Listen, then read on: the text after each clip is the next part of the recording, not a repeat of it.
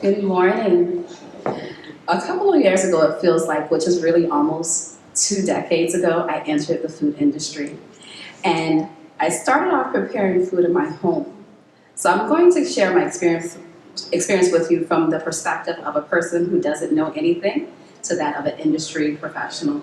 And some people consider me an expert for some reason.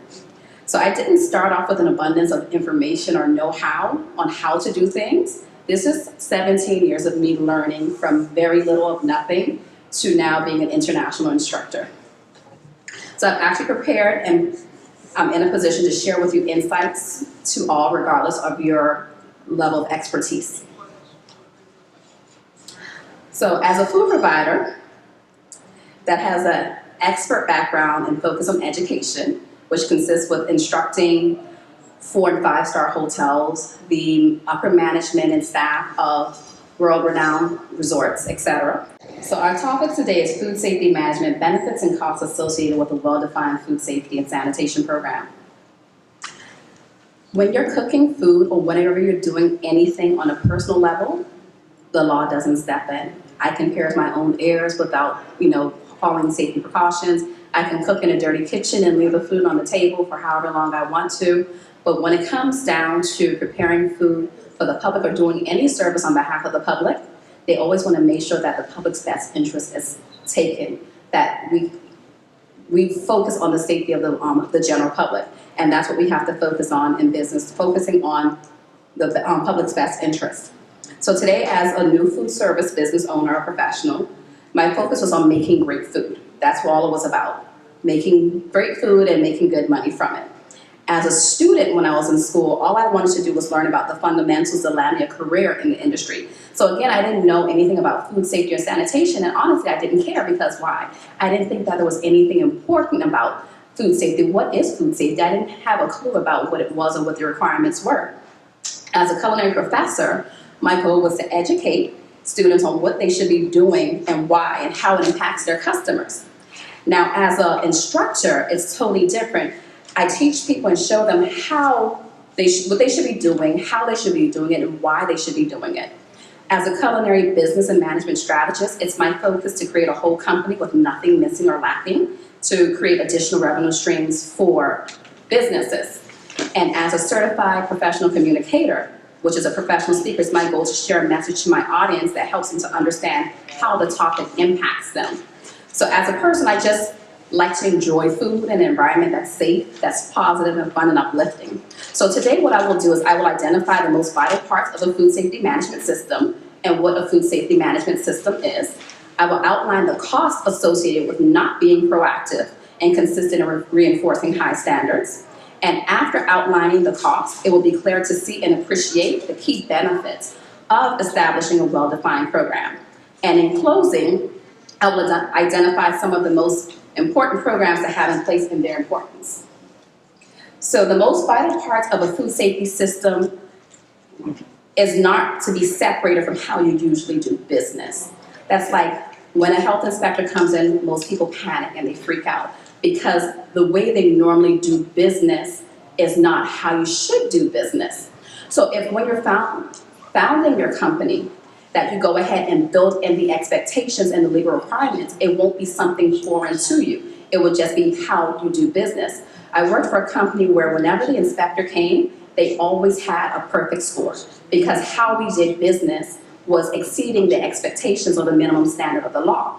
So if you do those things, you won't ever have to be panicked about what was wrong, what did you do that was wrong, am I doing something that's wrong, because how you do business is the right way to do business. And unfortunately, in the food industry, most people, it's more about ego than anything else. Everyone thinks they make the best food, the best sauce, all those things, but they don't care about the business side of food. So I like to focus on the business side of food because anybody can cook. I was cooking from I was 4 years old, but did that mean that I should open up a restaurant? No, that just meant that I can cook. And unfortunately, a lot of people inside professional kitchens, they bring the things that they do at home in a professional environment, and it has no place in a professional environment.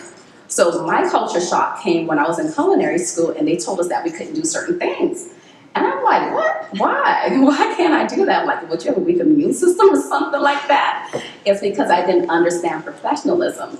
So it took a lot for me to understand what I should be doing and why I should be doing it and how I should be doing it. And now I embrace it and I love learning about it and I also love teaching about it. I've been teaching the management level course for the past 13 years. I used to teach at Le Cordon Bleu. I was one of their professors. I was one of their youngest professors. And I taught psychology, sociology, food safety, sanitation, and nutrition. And that was at the age of 24. And from there, it's evolved for me. And I never thought that I would be teaching the food safety class because it was the most boring thing ever. But I found an interest and a love for it, so my students love being in my class, even though it's an all-day class. I teach in a way for them to remember and understand what it is that they're learning, and then it sticks for them. So the most vital parts of your system shouldn't be separate from how you do business. It should be in your business. That's like if you know the inspection report hits on certain categories, make sure you have in your systems and processes things that make sure that you do that. Make sure that you have a checklist for the temperatures. Make sure that you have logs for different things. Make sure that you have labels because they're telling you what they're going to grade you on. So you should already go ahead and incorporate those into your practices so that when you get graded, you pass because it's what you do all the time. So another thing is I like to know the rules.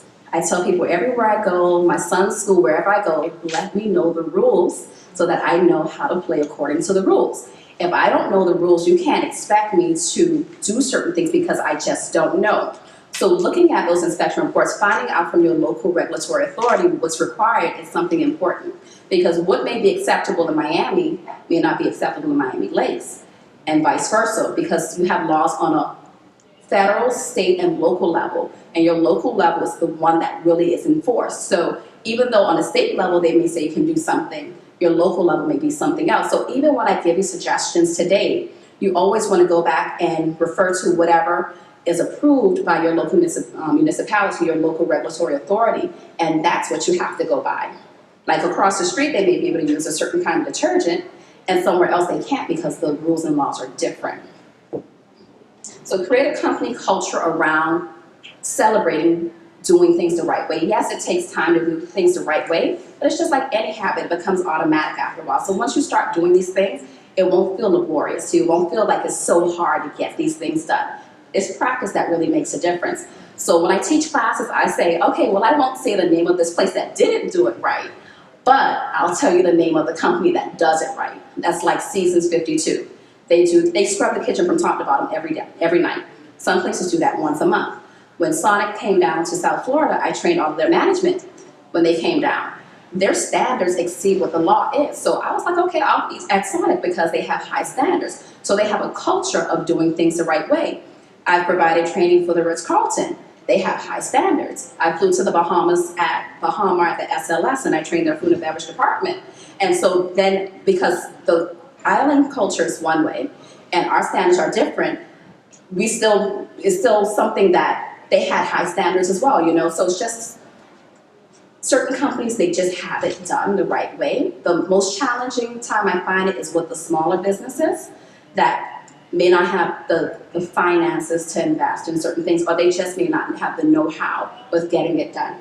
So there's costs associated with not being proactive and consistently reinforcing those standards, and it's a cost to your business, to your employees, and to people themselves. So we're going to go through the costs that it has for the business. You have loss of customers and sales, because in the food industry, information travels really fast. You can change your name, you can change the name of your management company, you can change all of that. We still know who you are. Something could have happened in Palm Beach and people in Homestead would know about it. So word gets out really quick and really fast and not in a good way. Then you have loss of sales because customers aren't coming and you don't have money, so that affects the way you're able to operate your business. And if I speak too fast, please let me know. Lawsuits and legal fees, because for some people, suing is a way of life. So even if you didn't do something, they'll try to find a way to do it, and I've seen people do that before, so you really want to be cautious. And when you have written procedures and record keeping to show that you're doing things a certain way, the likelihood of someone attacking you is much less. especially when you can show it. That's like if an inspector comes in and the milk says it's 50 degrees Fahrenheit, or the food item says that. But you can show that you've been cooling it the correct way, because why? You have the temperature log. You're able to protect yourself. But if you just say, anybody can say anything, but once you speak and you show them, oh no, this is the log, this is where we were at this time, and this is where we are, we still have the 2-hour window, you're safe. And a lot of people believe that just because they have the management certificate or the food handler certificate, it protects them. It does not. Because if an inspector comes in and they ask you questions and you cannot show them that you know what you're talking about, that does not protect you. A must-see CBS 46 exclusive. So we're not going to So whoa. Get your hands off me. Get your hands off me. So in this video,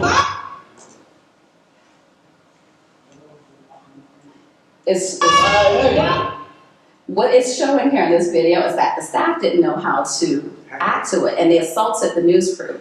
And they called the police while they're assaulting the news crew, thinking that they were in the right, and the police came and was like, no, they have every right to do what they're doing. So that makes it even worse. You've got violations. They're coming to interview you, and now you're making the franchise that you're representing look bad. So that's damage upon damage upon damage. So you always make sure, to the best of your ability, you have plans of actions for different things. Do you have a form that's going to show people how to fill out? If someone comes in and says that I got sick from eating food at your operation, just because it's only them one doesn't mean that they didn't get sick.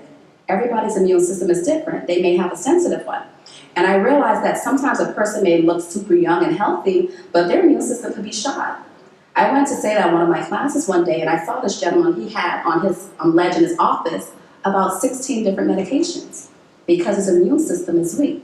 So just because someone gets sick and nobody else does, doesn't mean that the food didn't. So you should at least have a foodborne illness, a suspected foodborne illness outbreak form that asks certain questions, like what was it that you ate? When did you eat it? Was there anybody else with you?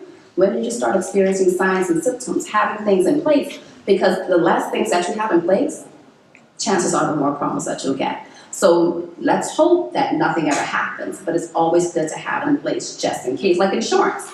Chances are we're not ever really going to use our insurance, right? But we have to pay it anyway. So this is like insurance that you don't really have to pay for. You know, most of the forms are online. You can find some kind of template to use, but protect yourself, because people will try to come after you. A must-see CBS 46.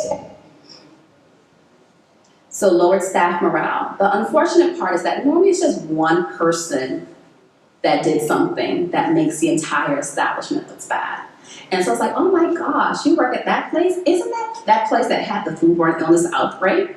So it's, you know, demoralizing and makes other people feel bad even though they weren't the ones to do it. We have staff missing work, and if they miss work, that means they're not making money, and that means that it's going to trickle down into their personal lives. And then we know how that can feel when you can't make your commitments, whether you have a family or not. Whether you're single or you have 10 kids, missing money is missing money, and it doesn't feel good. Then we have staff retraining, because sometimes an inspector would make it mandatory for everyone to get trained. So I've had quite a few things where it was an emergency training where everyone had to get retrained, otherwise the operation would get shut down.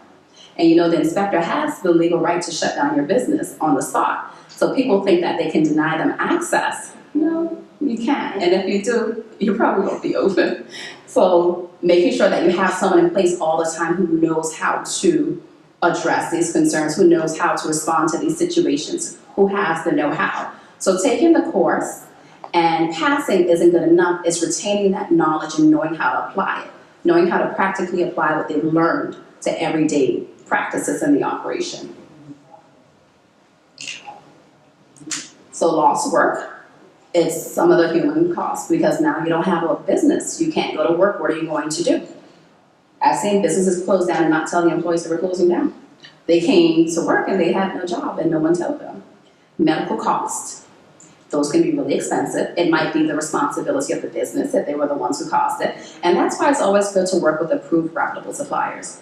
Approved reputable suppliers meet all applicable local, state, and federal guidelines. So purchasing food from someone on the side of the street, just a person who got some stuff and it's a good price, and and assign temperature reviews isn't a good idea, because if something happens, all liability is on you. So it's good to work with people who have insurance for it, large companies like Cisco, Cheney, US Foods, whoever they may be, because if something happens and it's traced back to a particular product, you're not liable for that. So many different ways to protect yourself. I remember when I was pregnant and I ate from a restaurant and I thought I was going to lose my son. I was just coming from every different direction. It's like, oh, no one else got sick. No one called in. I was like, look, I teach this for a living. Like, I know what I'm talking about. Come to find out from the employees, they had a Caesar dressing that they left on the counter all day, and they would just keep reusing the same bowl without cleaning it. And that's what got me sick. And I really thought I was going to lose my son. So the pain that I had to go through because of their negligence was wrong. And so people have the right to get upset. If they come to you thinking they're gonna have safe food and they don't have safe food, they get sick because you're playing with someone's health or their life. Some people get disabled. An aunt of mine, she got her food confused with my other aunts. And she has a tree nut allergy, not a peanut allergy. And when she put the food in her mouth, she realized that it wasn't hers. She spat it out, got home, took Benadryl, called 911. By the time they came, she was blacked out. She was inside a medically induced coma for a week. She swelled to twice her body size. Her tongue was sticking out of her mouth. Her eyes were bulging out. She's in the hospital recovering, and they have everything labeled peanut allergy, right? And this is in the hospital, a very well-known hospital throughout Florida, a very large hospital. And the very thing that almost killed her, they served her walnuts on her salad for lunch. But for some reason, they realized that something was not spelled correctly, and they were cracking a joke about the person being illiterate, and then they realized walnuts was on it. And even in trying to speak to the management and the food and beverage director, whatever, egos again, bigger than their common sense. And so they needed to go through a retraining program on process of understanding that a peanut allergy and a tree nut allergy isn't the same. So people still don't even understand allergens and how they affect people. Some people don't even actually have to eat the thing that they're allergic to. It just has to be in the environment that they're in, and they can die. For me, with shelled seafood, if I just smelled it when it was cooking, I would break out. I never even touched it or ate it. I would start having like an asthma attack when I have to have a breathing treatment. So everyone's food allergies are different. A friend of mine, hers is mushrooms, and if it touches her food, it causes her. So I remember one day she's washing dishes for me. It was actually her in the back. And she said, did you have mushrooms or something? She started to swell up just from washing dishes from a plate that mushrooms were on. So people's allergies are horrible. Some people are allergic to broccoli. Some are allergic to strawberries. So when someone says they have an allergy, take it like life or death. Take it like really seriously. Don't just be like, oh, I'll just pick it off for you. No, something totally different and separate, and have a process for processing food for people who identify their allergies.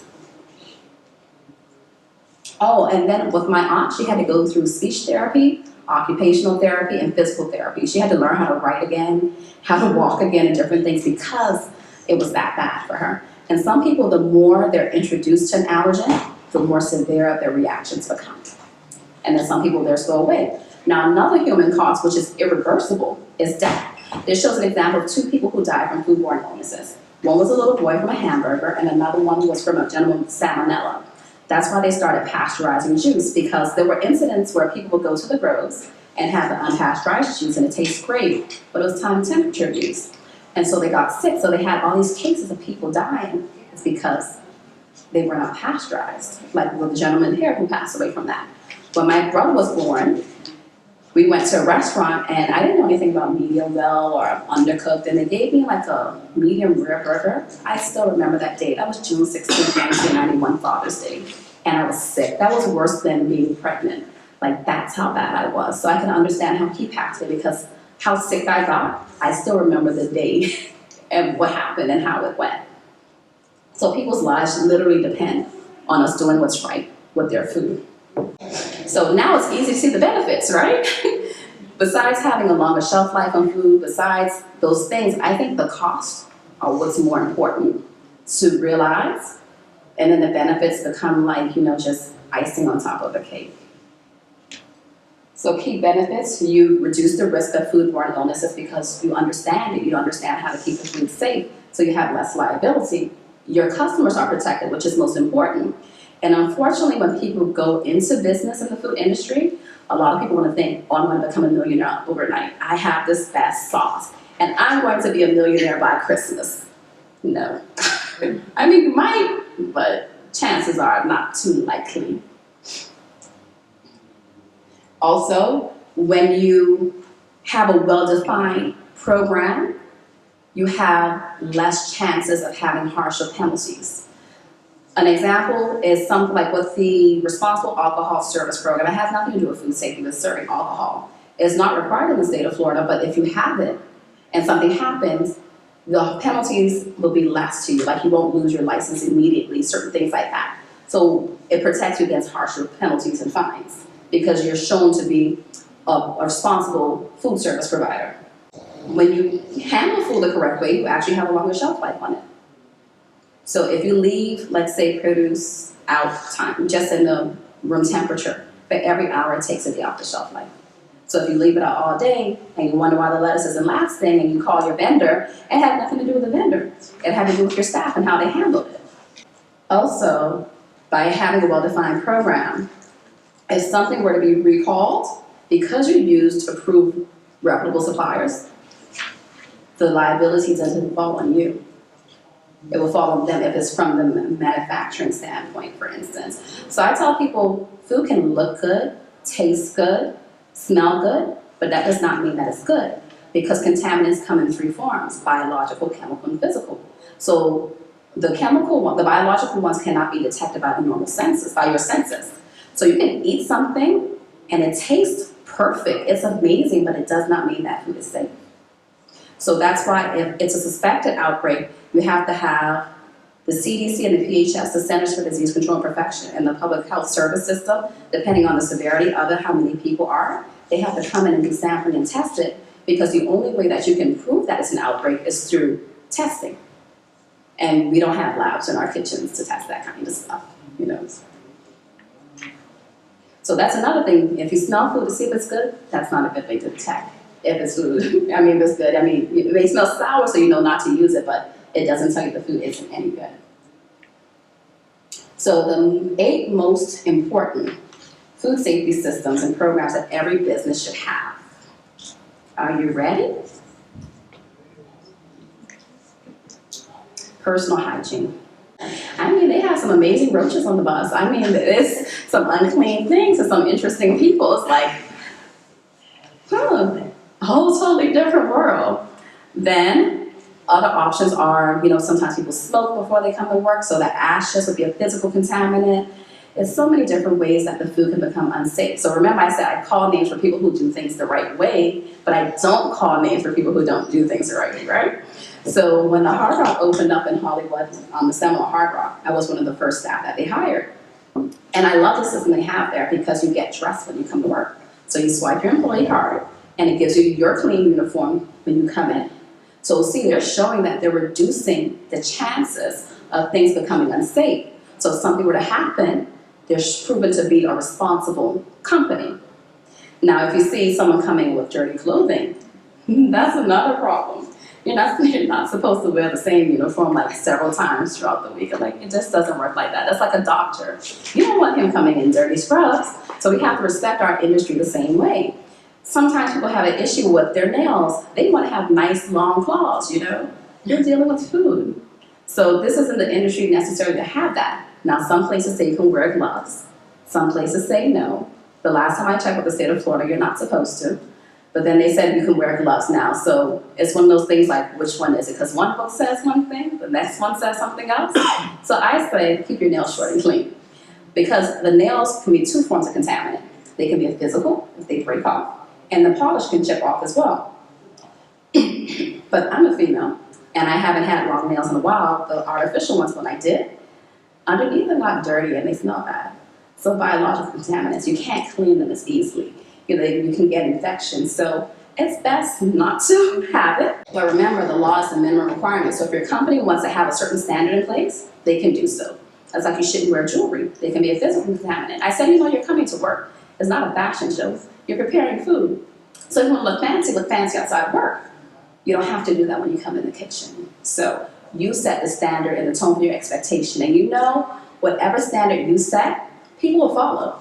That's like if someone is slack at work and they know this manager is real relaxed, they're gonna be the same way, because why? I'm working with him. But if they know this person is serious about things and they're gonna stay on top of them, they will do that. So you set the tone for your kitchen and your entire organization. So I have a uniform policy or clothing policy, because some places don't have a uniform. And it's funny, when I teach my class, one of the things we talk about is that you're supposed to take a bath before you come to work. And so he was like, well, what if I took a bath the night before? I said, well, it says take a bath before you come to work.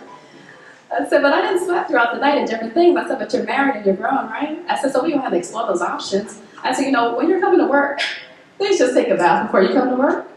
And so people find it challenging to just understand that when they're preparing food for people, that it's important to take a bath. Like, how hard is it? Don't you feel good when you take a bath? I mean, I feel good. But you should hear some of the conversations we have and the arguments over simple things. Hand care is important. The nails part was something important, making sure they clean their nails, scrub underneath it, no polish or anything like that. And if I'm speaking fast, let me know and I'll slow down. Another one is working while sick. Have a sick policy. Don't have a verbal sick policy, have a written policy. Like, if you have these signs or symptoms, call them before you come to work, or you can't come to work. Have it who you should report to, have it written, even like on business card size things, so they can have it in their wallet so they know what to do and who to call in case of it. So there's two things when you can't come to work. If you have diarrhea or vomiting. So someone may say, oh, I just had a hangover from last night. Are you vomiting? You can't come to work. But it's just a hangover. You're vomiting. You can't come to work. And then diarrhea, the reason why is because those two things are connected to so many different foodborne illnesses that you don't know which one will be. So you either have to be symptom-free for 24, 48 hours, different things like that. And then some people don't want to go to the doctor, so you have to set your policies. Remember, the law is not a requirement, and you set your standards above and beyond that if that's what you choose to do. So I have an illness reporting procedure. Now, in the state of Florida, there's an alternative glove operating program where you don't have to use gloves, but you have to do special training for that.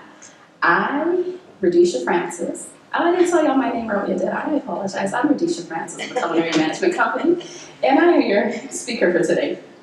I prefer for people not to use gloves. The reason why is because people think that gloves have magical cleaning powers.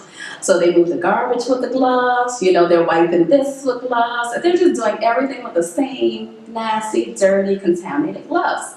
But when you have your bare hands, you're more cognizant, you're more aware, like, oh, this doesn't feel good. Let me wash my hands, let me wash my hands. I see people counting money with gloves, answering the cell phone with their gloves on. So it's just my personal preference because people are more aware of what they're doing.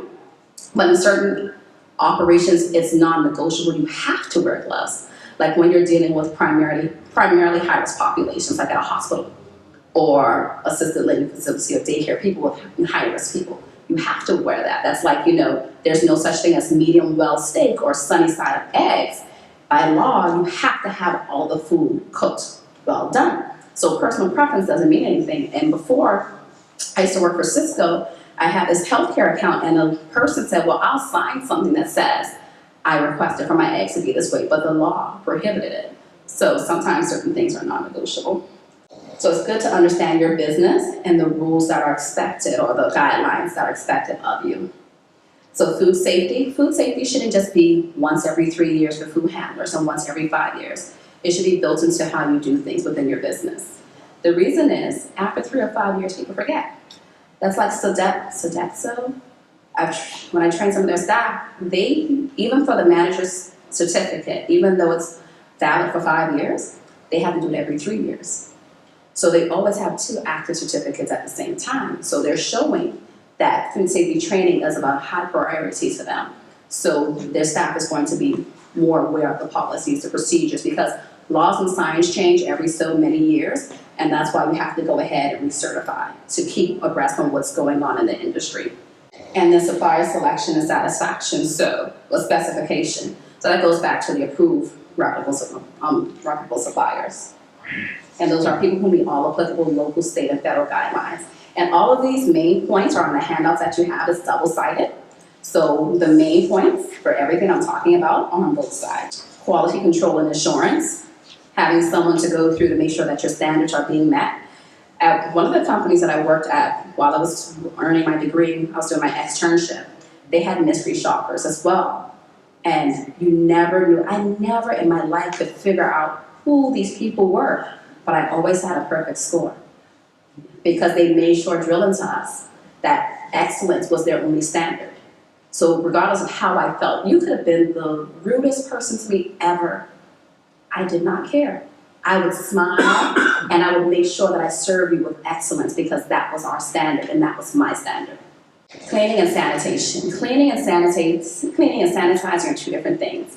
Cleaning is just removing the surface dirt. Sanitizing is reducing pathogens to a safe level. So I can take these papers and just knock everything off the table. I cleaned it. But sanitizing is reducing pathogens to a safe level. So you might use chemicals, you might use hot water of at least 110. There's different ways to do it, and some people don't like chemicals. So there's different things that are being created for the industry.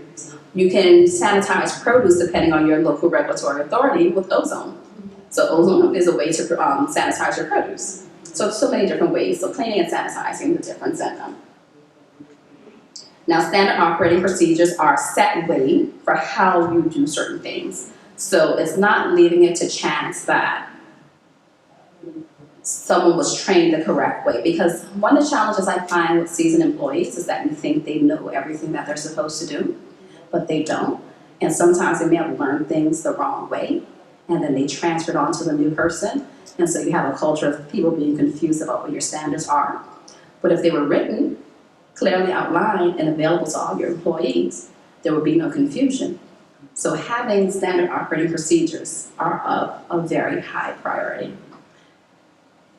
That's like HACCP. HACCP is having analysis critical control points. That's ways to identify through the flow of food how you can reduce or eliminate hazards, whether they be biological, chemical, or physical. That's something that you can find on the internet because even if you have 13 operations, you have to have a HACCP plan designed for each one because there's going to be something different. Location, menu, layout, there's going to be something different. So that has to be custom designed. So that would be an example of also a standard operating procedure. Standardized recipes, showing, what temperature you're supposed to cook food to, what happens if you don't cook it to a certain temperature, identifying the possible contaminants in the food. And then facility design and equipment maintenance, making sure that your equipment work properly. Because if your equipment is not working properly, you're thinking that you're getting your food cooked to the correct temperature within a certain amount of time, and you're not. And that can cause problems as well. So having a schedule of vendors to maintain it, like the dishwasher shouldn't be maintaining the equipment if they're not licensed to do that. Ma'am. Yes, sir. So you just mentioned like the dishwasher. Is that an area of concern is that a big area of concern where making sure that the dishwasher operational temperatures have hit minimal baseline? Mm-hmm. Because sometimes the concentration may not come out correctly. So if the concentration is too weak, it's useless. If it's too strong, it can cause people to get sick because the residue is left behind, and it also can corrode certain substances. So there's different ways to test it within your operation, like with test strips and test kits, but that's a very important area because sometimes people serve utensils that are dirty and they think they're clean because visibly they look clean, but they're not. So temperature and residue, in your opinion, are the two major factors when it comes to? Temperature, concentration for the chemical substance, the water hardness and pH, because that affects the chemicals that are in there. And water pressure is also important as well when it comes down to the dishwasher. Good question. Pest control, that's another program that you need to have. There was a place I went to, a small business, and they're like, we just can't get rid of these. That's my business. If I leave my food on the counter all day, I'm eating it. But if I'm serving the public, I have a responsibility by law to make sure that I look out for their best interests. That's like when I earned my license in real estate to help people find their commercial locations.